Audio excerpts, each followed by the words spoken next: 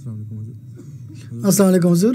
হুজুর, আমার প্রশ্ন ছিল, আজকাল পৃথিবীতে অনেক মানুষ ধর্ম থেকে দূরে সরে গেছে আর আল্লাহ তাআলার উপর তাদের ঈমান শেষ হয়ে যাচ্ছে।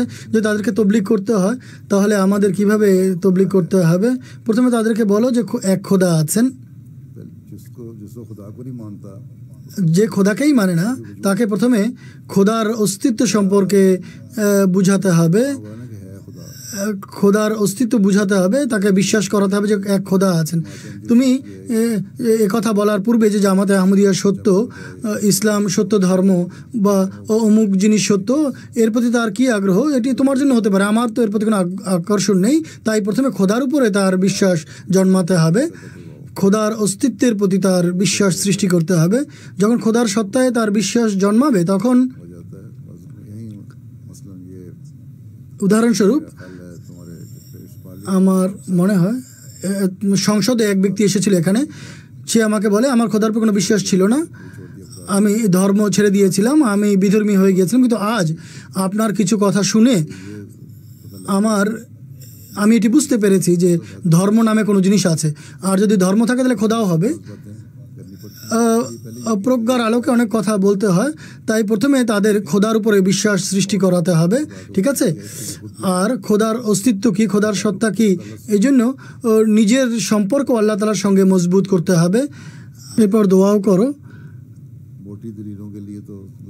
মোটামোটা দলিলের জন্য মির্জা বশির আহমদ পুস্তক আমাদের খোদা হামারা খোদা, এই পুস্তক তোমরা পড়েছো কি? লাইব্রেরিতে আছে, উর্দুতেও আছে, ইংরেজিতে অনুবাদ হয়েছে। এই বইটি পড়া উচিত যাতে খোদার অস্তিত্ব সম্পর্কে কোনো না কোনো দলিল তোমাদের হাতে থাকে। তিনি অনেকগুলো দলিল প্রমাণেতে উপস্থাপন করেছেন। এরপর কথা ধীরে ধীরে বাড়তে থাকে, কথা প্রসঙ্গে কথা আসে।